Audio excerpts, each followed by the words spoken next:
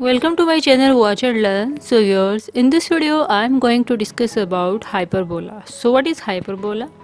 In mathematics, a hyperbola is formed when two cones intersect with a plane.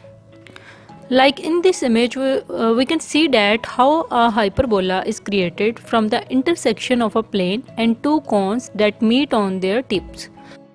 A hyperbola can open to the left and right or open up and down.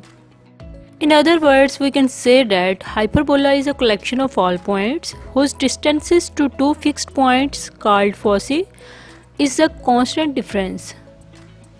In real life, examples of hyperbola is if you were to stand on the ground and throw a ball into the air, the ball would leave your hand, reach a certain height and then fall back to the ground.